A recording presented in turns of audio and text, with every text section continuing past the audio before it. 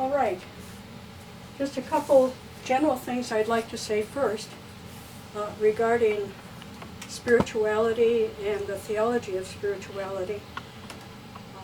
There's so much to cover in a course like this, just in terms of even the history of spirituality, that I kind of regret we have to go so fast. But we'll have 2 years to work on things. And for example, I'm going to talk especially about St. Augustine this morning, and also about the beginnings of monasticism. But we're just kind of flying very fast over patristics itself. So next time I want to give a good 10-15 minute portion of the class to patristics in general, why it's so important, the difference between the Greek and Latin fathers and some of the important authors and so forth. But first, to talk about theology and spirituality. They're very much intimately connected, and good theology arises from a lived spirituality, people who have faith. And St. Anselm of Canterbury said that theology is faith seeking understanding. And spirituality, at its best, is inspired by good theology. That doesn't mean necessarily academic theology, but deep belief and deep understanding. So that in the history of spirituality, when you look at certain times when spirituality became weak and uninformed, it turned out some bad spirituality, and I'll possibly talk about 2 examples of that later this morning. Jansenism and Gnosticism is another example, and something called Devotio Moderna. And I'll put that on the board later this morning, and I will ask you to look up some of those things and be ready to talk about it next time for our class in December.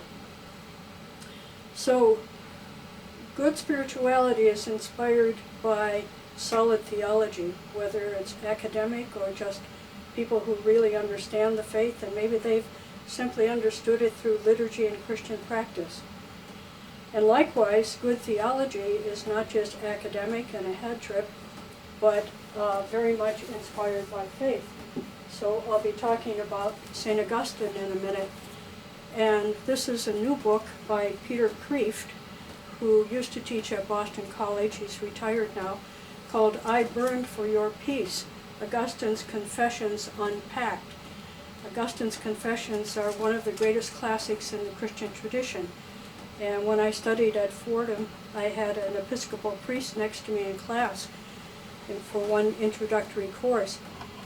And I said, how did you decide to become an Episcopal priest? And he said, well, I was in the Merchant Marine, I was young, and I didn't know what I was doing with my life, and I thought, well, a year or 2 in the Merchant Marine will be a good experience. And he said every time he went to a port, he'd go to the Anglican chaplain and ask for guidance for reading. And so one chaplain somewhere gave him a copy of Augustine's Confessions. And he said, Augustine's Confessions were my conversion. They turned me upside down. And I thought, this is the charter of my life, and from now on, I'm going to devote myself to God. And he said, I came back to the U.S. eventually and found my way to an Episcopal seminary in Philadelphia. So that's how powerful the confessions have been. So this is called I Burned for Your Peace, Augustine's Confessions Unpacked, because I've known people who've tried to read the Confessions and they say, well, it's a little bit too obscure, it's 4th century, it's not in contemporary language, it depends on the translation. But this would be an excellent introduction to the Confessions. Just dipped into it a little bit myself last evening, and it's superb, it's excellent. So it would be a good introduction to Christian spirituality itself. So let me talk a little bit about St. Augustine, and remind me before the end today to give your assignment for next time, and also send you a hard copy or an email copy of what your assignment is. So to talk about St. Augustine. Now we're talking about the 4th century.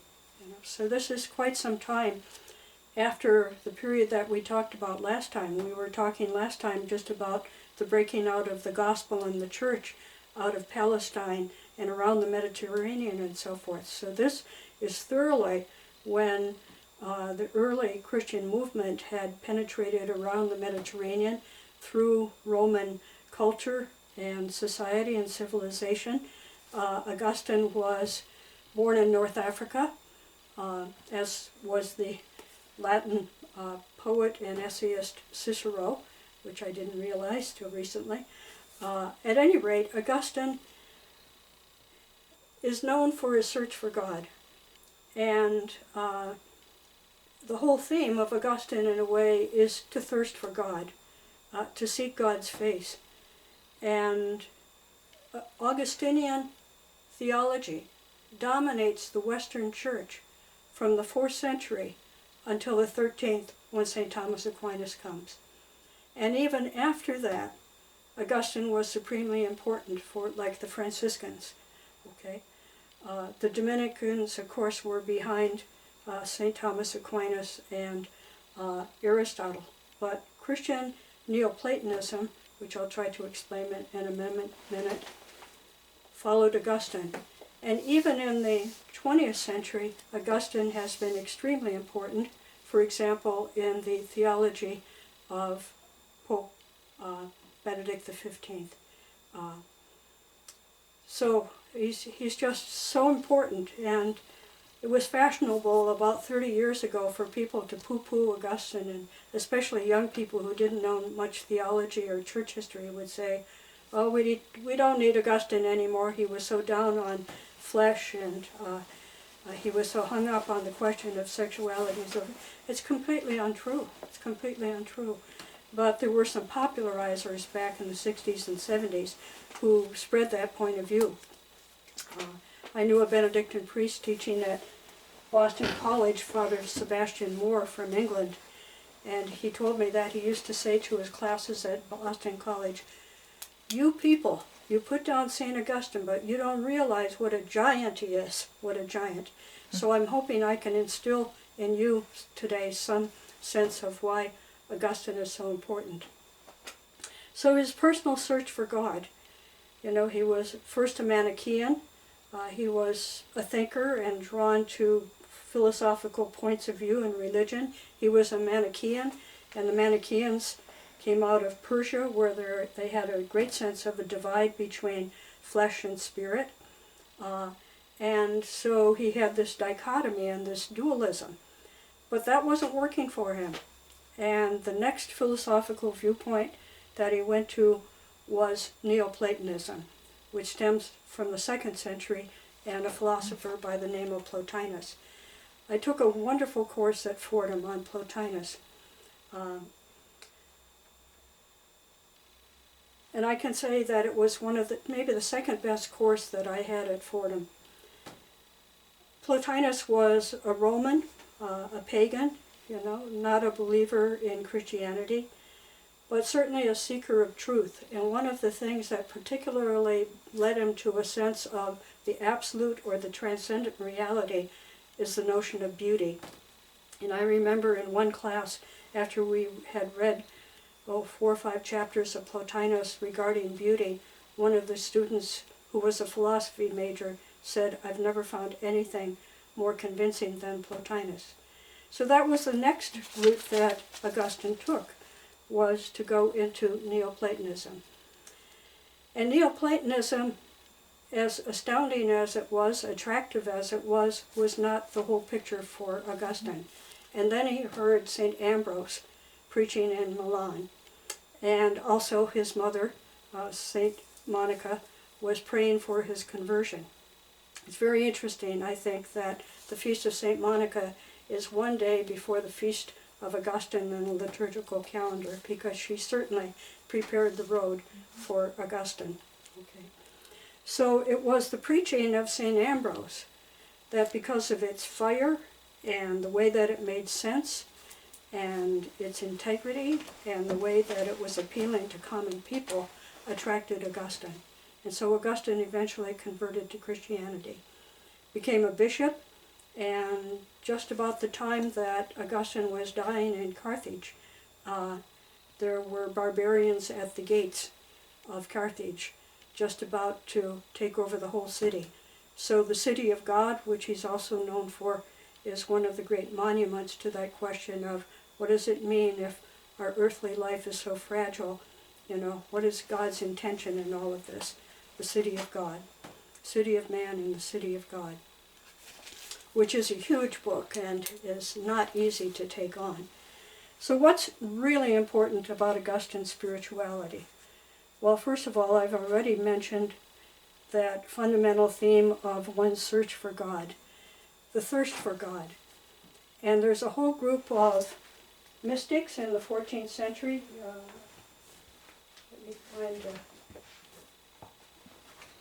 In the 14th century, which is after Thomas Aquinas, there's a tremendous outburst of mysticism in especially Northern Europe, and so it's an age of the mystics, 14th century.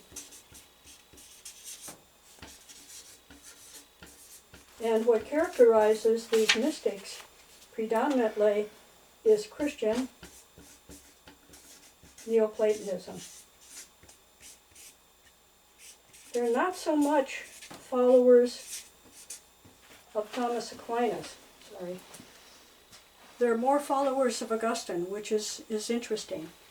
And for example, the 14th century mystics, I gave a seminar on 14th century mystics at St. Louis University one time. We read about 7 or 8 of the great mystical classics of the 14th century. They were all basically Christian Neoplatonic Augustinian, okay? And a fundamental theme that characterizes all of them is the theme of the thirst for God, the thirst for God. So one of the principal themes from Augustinian spirituality is the thirst for God.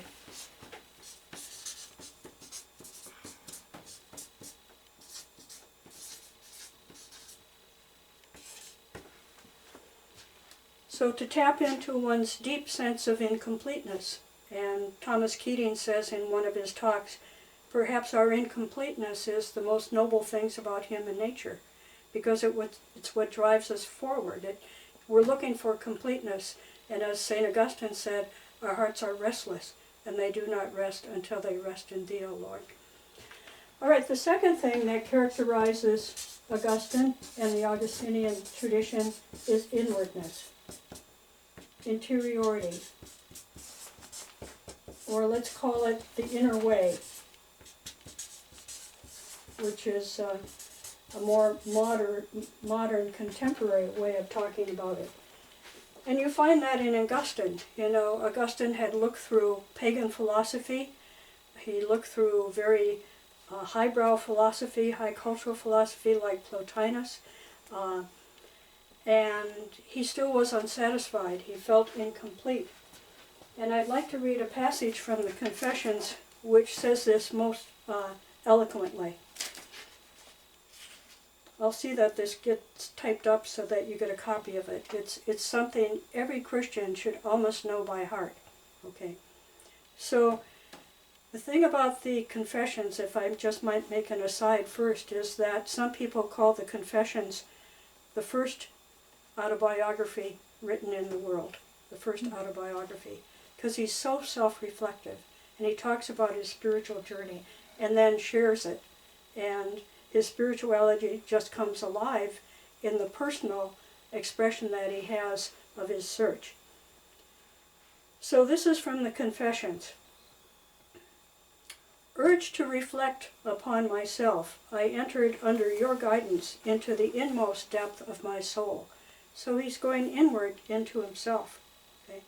This is something you will find many of the mystics talking about. Now I might say just about this is that there's also the outer way, the inner way and the outer way. And the outer way is through creation, through service of others. Ignatian mysticism is basically that way. But he's talking about the inner way. And he said, I entered under your guidance, O Lord, into the inmost depth of my soul. I was able to do so because you were my helper. So it's a grace-assisted process. On entering into myself, I saw, as it were, with the eye of the soul, what was beyond the eye of the soul, beyond my spirit, your immutable light. And so he has a sense of the inner light. Okay? All of the mystics almost talk about this, that if you go deep enough, you will have a vision of light. It was not the ordinary light perceptible to all flesh, nor was it merely something of greater magnitude, but still essentially akin, shining more clearly and diffusing itself everywhere by its intensity. No, it was something entirely distinct, something altogether different from all these things, and it did not rest above my mind as oil on the surface of water, nor was it above me as heaven is above the earth. This light was above me because it had made me. So he's become a Christian. He sees the distinction between creation and the Creator. I was below it because I was created by it. He who has come to know the truth knows this light. O eternal truth, true love, and beloved eternity, you are my God. To you do I sigh day and night. When I first came to know you, you drew me to yourself, so that I might see that there were things for me to see, but that I myself was not yet ready to see them. Meanwhile, you overcame the weakness of my vision, sending forth most strongly the beams of your light, and I trembled at once with love and dread. I learned that I was in a region unlike yours and far distant from you, and I thought I heard your voice from on high, quote, I am the food of grown men. Grow then, and you will feed on me. Nor will you change me into yourself like bodily food, but you will be changed into me. And then he says, I sought a way to gain the strength which I needed to enjoy you, but I did not find it until I embraced the mediator between God and man, the man Jesus Christ, who is above all, God blessed forever. He was calling me and saying, I am the way and I am the life. So Augustine realizes grace first of all drew him, and that was only through the mediator Christ that he fully sees the light. He was offering the food which I lacked the strength to take, the food he had mingled with our flesh. For the Word became flesh, that your wisdom, by which you created all things, might provide milk for us children. So here, the power of the incarnation, the astounding fact that God became human. And then probably the most famous passage from Augustine. Late have I loved you, O beauty, ever ancient, ever new. Late have I loved you. You were within me, but I was outside. And it was there that I searched for you. In my unloveliness, I plunged into the lovely things which you created.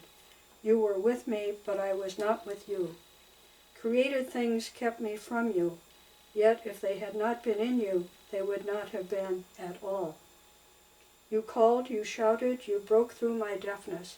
That's how powerful his conversion was. You flashed, you shone, and you dispelled my blindness.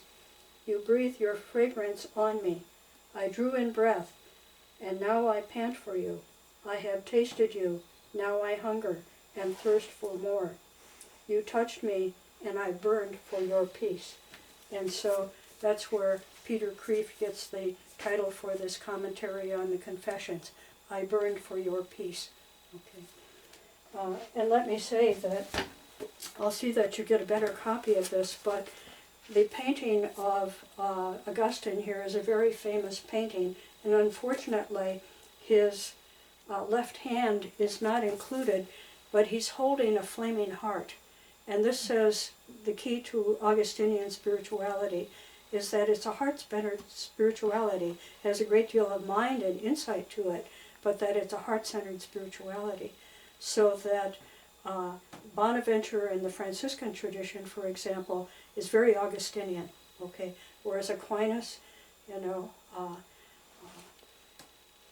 the Thomistic tradition, goes back to Aristotle, is much more centered on mind. And so in the 14th, 15th century, there were great controversies between Dominicans and Franciscans, with Dominicans supporting the way to God is truth and the mind, and the Franciscans say it's the way of the heart and deep spiritual insight. Now, it's not an either or, and I might just say, because I'll be leading up to a discussion of Bonaventure eventually, Bonaventure sees the spiritual ascent to God basically like this. First through creation, what God has created out there, and we need to meditate on that a lot because of the Holy Father's recent encyclical Laudato Si. And I read on the internet yesterday that some scientists, a group of them, have published a study where they say by the year 2020, which is just how many years away?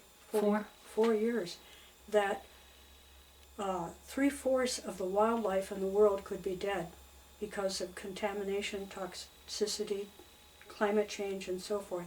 So humankind has to wake up.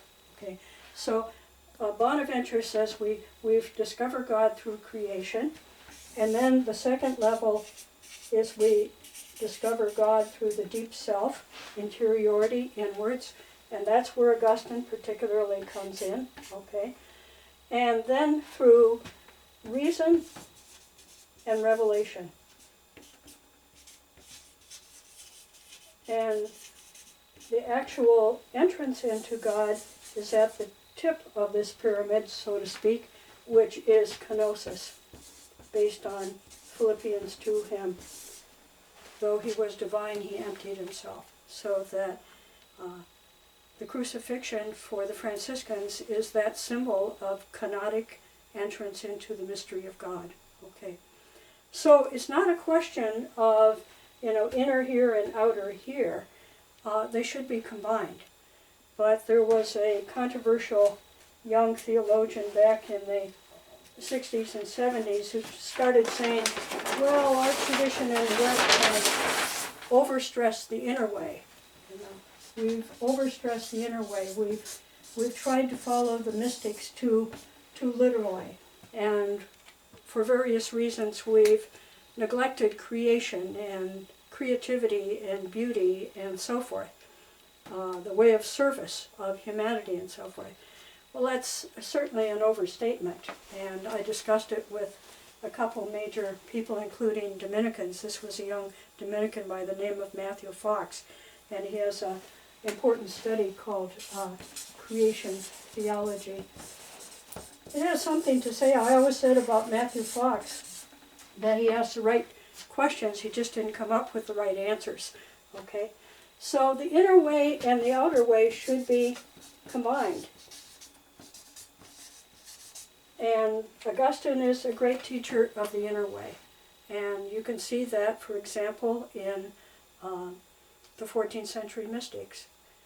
Though they're a century or more after Thomas Aquinas and that great integration of theology, they're basically teaching the inner way and the way of deep piety and faith and doing the inner work and going inward. Okay, that happens again in the Carmelite mystics of the 16th century. And then you've got a flowering of Augustinianism in the 20th century.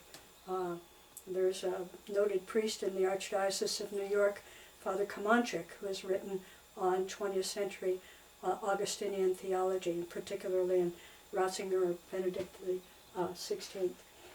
All right, so Augustine is extremely important. The Confessions became the great teacher of spirituality to the Western Church. And some people say that the father of Western spirituality is St. Augustine. The father of Eastern spirituality is St. Gregory of Nyssa. So in the West, you have Augustine, who is this enormous figure, a giant, as Sebastian Moore called him, Augustine. And in the East, the great teacher of spirituality is Gregory of Nyssa.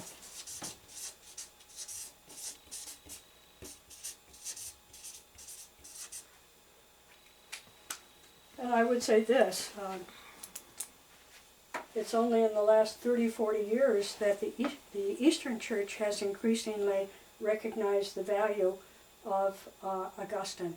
They're kind of reappropriating him after being so totally against the West. Some of their theologians and writers are beginning to really appreciate Augustine. And what's important about Augustine is it's a Western sensibility. It's psychological. His confessions are a psychological study about self-reflection and self-appropriation. So Bishop Morneau up in Green Bay, who is a well-known writer on spirituality, said that perhaps the first step in spirituality is self-appropriation, by which he means self-knowledge, looking at one's own life history, your own personal story of salvation and awareness of God and your own uniqueness and so forth. All right, I will try to say more about Augustine and how he fits into the whole picture of spirituality next time. I want to move on to monasticism, and the 2 chapters I gave you to read in the text by Kim Nataraja are the chapter on the Desert Fathers and the chapter on St. Benedict. Now, each of those chapters could have an hour-and-a-half lecture on each of them, and I'd love to be able to discuss it with you. But what we're talking about in talking about the Desert Fathers and the rise of Benedictinism is this rise of a phenomenon in Christianity called monasticism. And let me say this about monastic life. I would describe it as the ascetic life pattern which exists in most of the major traditions of humankind. So it's not the gospel that created monasticism. It's something that arises in the human heart.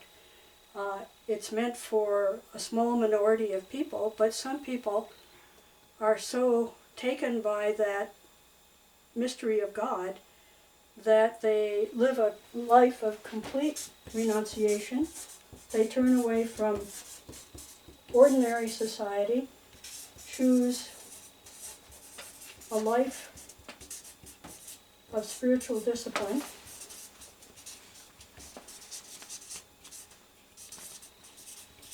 study, prayer, and so forth. So, some people say that the key to that ascetic life pattern is renunciation, or distance from society. So, for example, you have Buddhist monks and nuns. You have Hindu ascetics of astounding varieties. I was in Sri Lanka, and Sri Lanka has a significant Hindu plus Buddhist population. And in one of the cities up in the mountains, I was in the market with a couple priests at the meeting I was at, and there was a Hindu ascetic walking down the street towards us, and he had a golden arrow through his nose, and that was a form of penance. And, it's shocking, it's much more accepted and realized in their society, but people who are that radical and that self-given, these are monks. And so, for example, you have Buddhist monks in southern Buddhism, in Sri Lanka, in Thailand, in Burma, and so forth. And then Buddhism moved on to China, and you have Chinese Buddhist monks and nuns. And out of China, which Chan Buddhism, you get Zen and monasticism in Japan. So back in the early 70s, I think it was, the Vatican asked Benedictines and Cistercians all over the world to take the initiative to dialogue with non-Christian monastics. So when I was at Fordham, I was introduced to Cardinal Pignatelli, and Cardinal Pignatelli was the head of the congregation dealing with non-Christians, and he urged me and some others in the United States to form something called the Board for East-West Dialogue to start discussion with Buddhist and Hindu monks and nuns. Eventually that developed into 3 or 4 big conferences at Gethsemane, and it's still going on. And Sister Sheila, who's sitting here doing the recording, was involved in this in her monastery in Europe. So she was eventually sent to Japan to be part of a group of European monks and nuns who were asked to visit Japanese and monasteries and dialogue with the monks and nuns over there. So it's been an astoundingly important thing, and the reason the Vatican did that is they said monasticism is already a bridge that exists among these traditions. In China, before even Buddhism, you had Taoist hermits, and they didn't live in Cenobitic type monasteries, but they lived as hermits, separate from society. And again, their search was inward and given to self-discipline and so forth. So there's this distance from society that tends to characterize monasticism. So I know that several of you have already told me you frequently visit the Trappist monks at Genesee, or maybe the Benedictine monks over at Mount Savior. They live a life which is somewhat distant from society. So it's a certain separation from the world in order to live a life totally concentrated on the spiritual search and prayer and spiritual discipline and so forth. And let me say that this is a point which the previous group of deacons that finished my spirituality course last year, this is something they really couldn't understand. They said again and again in the course as it went on, why would people choose to go off to a cave on a mountainside or, you know, live so separate from society? Doesn't the gospel say we should be out there, you know, serving, you know, Matthew 25, I was in prison, you visited me and so forth. Well, it's the way some people have chosen to live the gospel. And even though most monasteries, you know, have some outreach through hospitality or even service. Our monastery in Africa, for example, that I lived at for 5 weeks, had a huge soup kitchen running out of their kitchen because they're so surrounded by the poor that it would be just absolutely unreasonable for them not to serve the poor in some way. But it's a thing that puzzled the deacon candidates in the past. You know, why do they choose distance from society? The introduction that Merton wrote to his collection of sayings of the Desert Fathers, it's called Desert Wisdom, I believe, has some wonderful things to say. Well, first of all, it's historically has to do with the era in which Christian monasticism began to arise.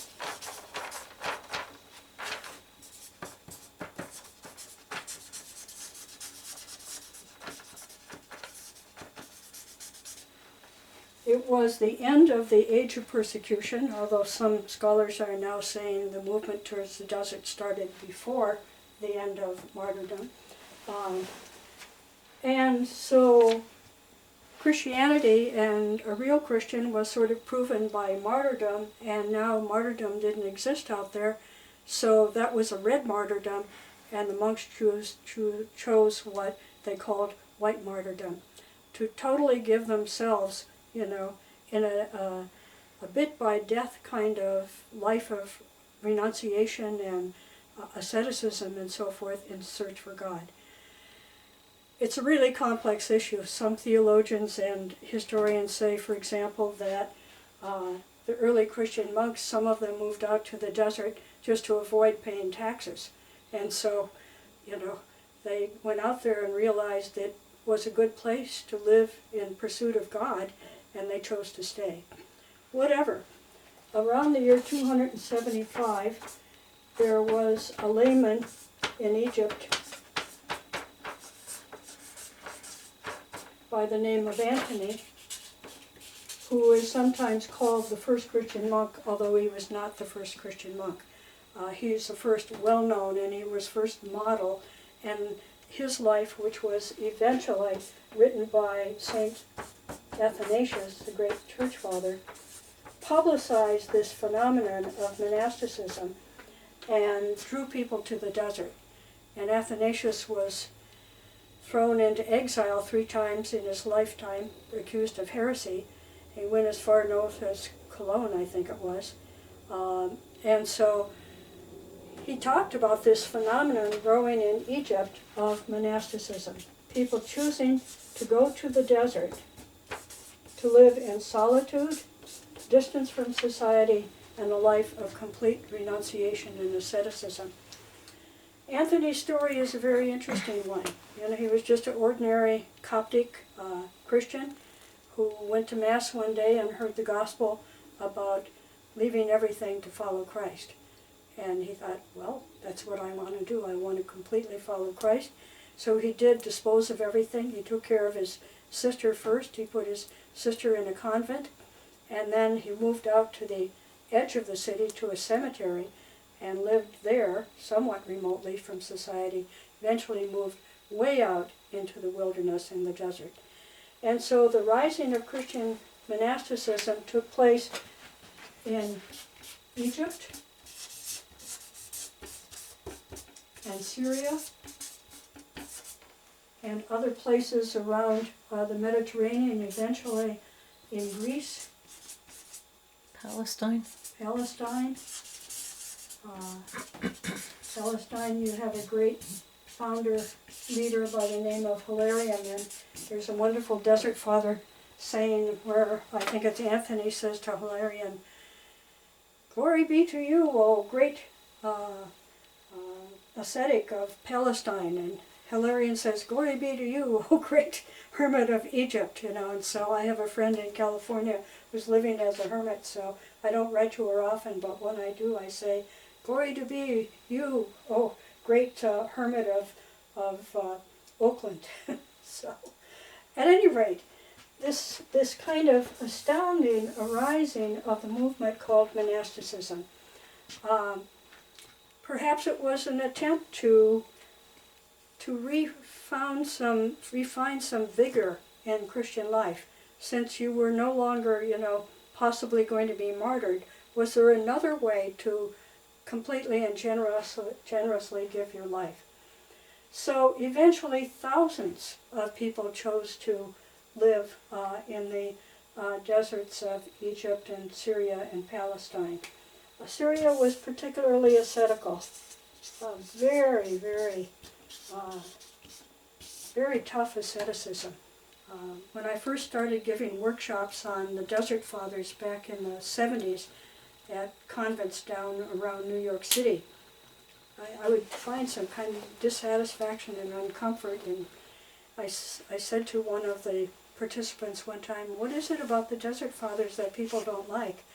And she said, "Well, when I was a young nun," and she was old at that time, "we had to read the Desert Fathers, and we read a Jesuit manual by Rodriguez, which Rodriguez had gathered together stories about the Desert Fathers, particularly the Syrian ones, that told horrendous stories of mortification that are not typical of all the Desert Fathers. I mean, the Desert Fathers did not sort of regain their reputation in the United States until Henry Nouwen and Thomas Merton started writing about them. But before that, when I tried to talk about the Desert Fathers and their wisdom, I didn't find much sympathy at all. In fact, I found resistance. So Henry Nouwen wrote a book called The Way of the Desert, or The Way of Wisdom, which very much popularized and reintroduced the Desert Fathers and their lives. Monasticism eventually spread to Constantinople and up through Eastern Europe and Russia, and its enormous influence on Eastern Christianity, more than Western, I'd say. And then you have Irish monasticism.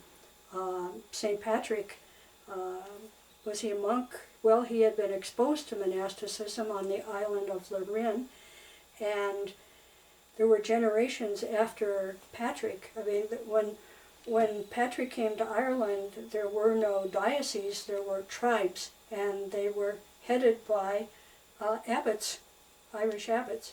Now again, the Western Irish tradition gets to be kind of super ascetical, okay?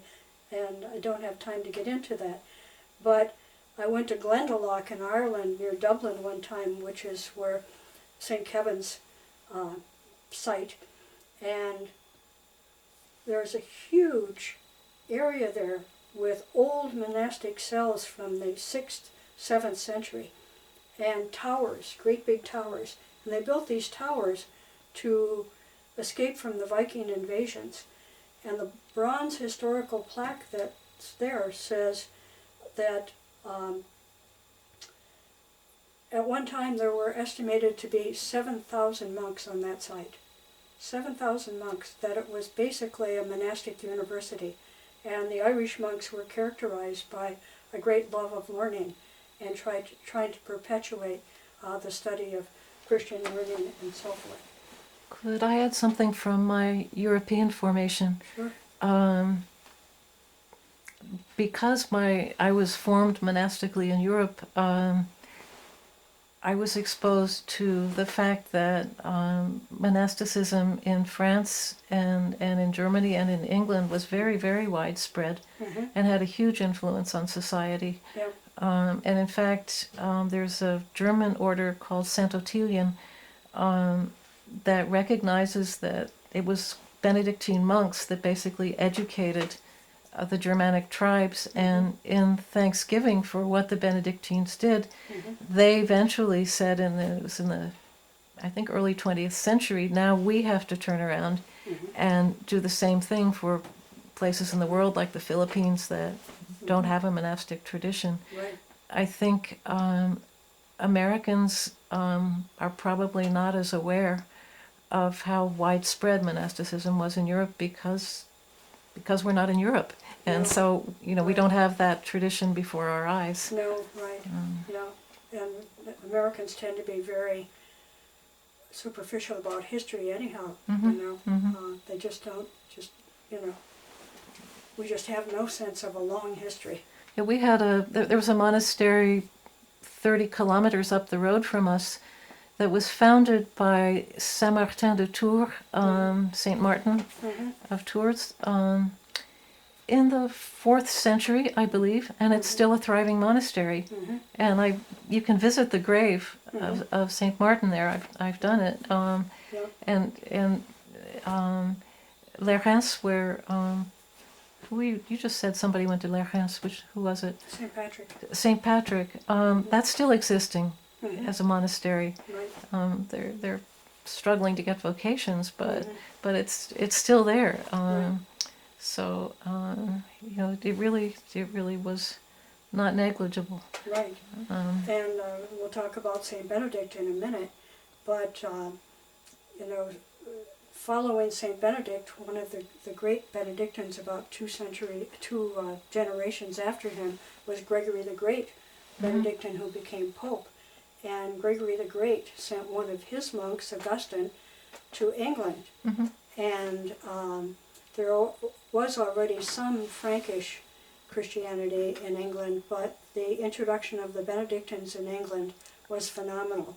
So that English spirituality, even contemporary Episcopalian spirituality, is very Benedictine. So about 2 weeks ago, there was a meeting in Rome at the monastery of St. Gregory the Great, which is Camaldoli's Benedictine, of Anglicans, the Anglican primate, and the Holy Father, to discuss and to celebrate the opening of the Anglican Center in Rome 50 years ago. But it's interesting that out of that meeting, the Anglicans and the Roman Catholics were not at the point of unity yet, but they agreed to create cooperative efforts to study and act upon certain world situations. And as the Holy Father, Pope Francis, said, we don't need to be one to act together. And I thought this is an important move.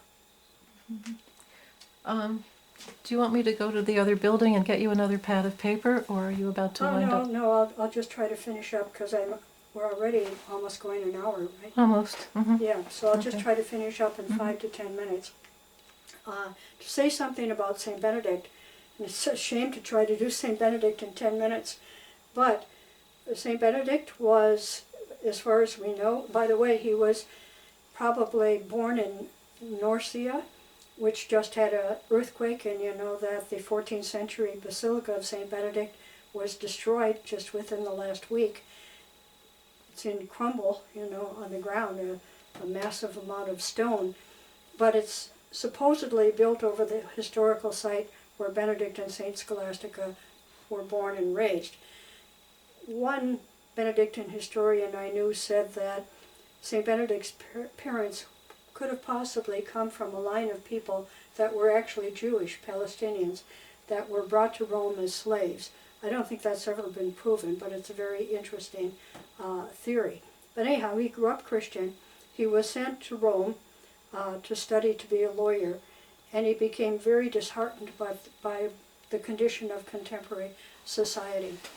And he decided to leave Rome, to escape, and literally to flee to the hills, and went to a cave at a place called Subiaco, and lived in the cave for a number of years. And if you go to Subiaco, you can find the huge rock about this big at which he supposedly prayed, and on it is a bronze plaque that says, "From this point, one person's prayer led to the sending of monks to England and Germany and France and Hungary," and goes on for 21 nations. So that's just what Sister Sheila was saying, is that Benedictinism was just enormously important in Western Europe. The centuries from the 6th to the 12th century, some historians call the Benedictine centuries. It's that important. The monasteries were hugely important during the so-called Dark Ages, when Roman institutions collapsed, and so local bishops and monasteries became the educators and evangelizers and so forth. So we had a guest at this monastery, 5 or 6 years ago, a young woman from Austria. And she got out of the car and she looked around and she said to me, "Sister, in my part of Austria, I grew up in a rural area. The monks did the orchards, the irrigation systems, the flour mills, you know, the husbandry, the education. We owe so much to the monks." See, they grew up knowing that, and we're too far removed from it. But now there's a movement, which I think is somewhat debatable, called the Benedict option. You might look up I'll give you that as an assignment for next time.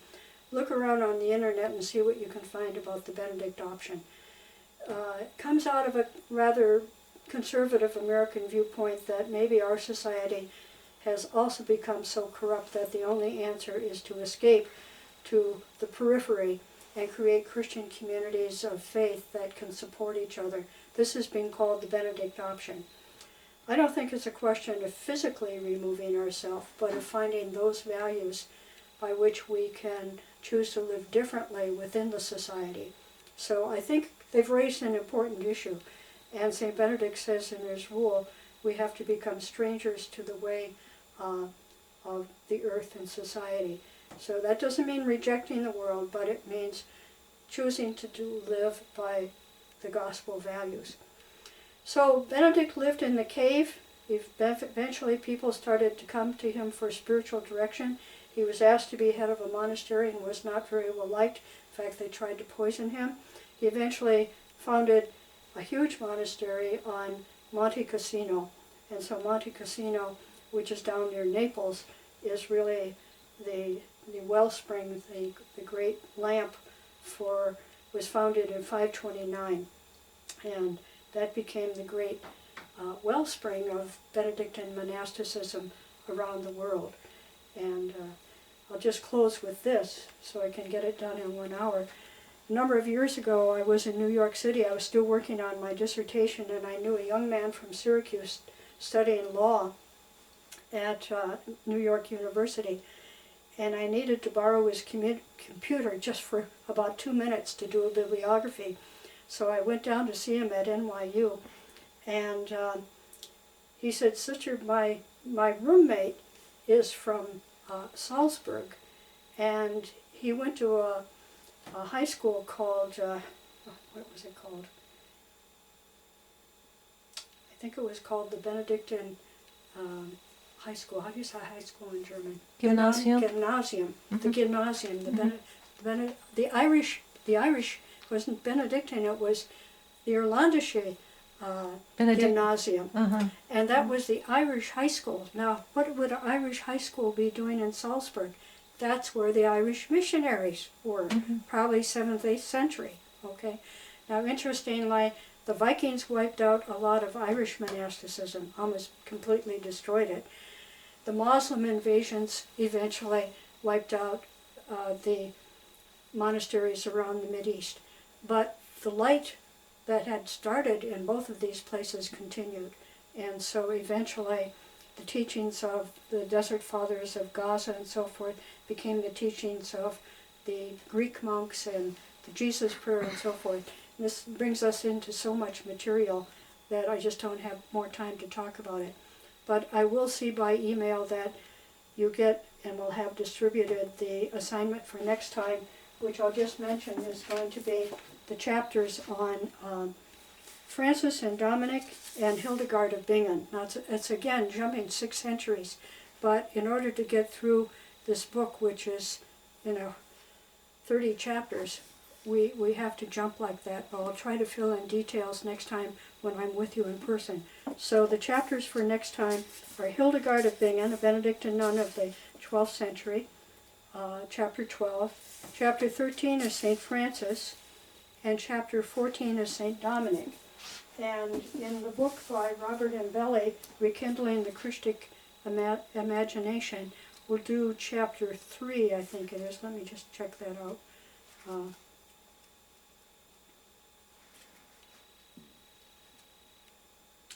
No, we'll do chapter 2, The Love That Moves the Sun and Other Stars, which is a quotation from Dante. So we've already taken chapter 4, which we didn't get a chance to discuss. So we'll discuss chapters 2 and 4 next time. Thank you.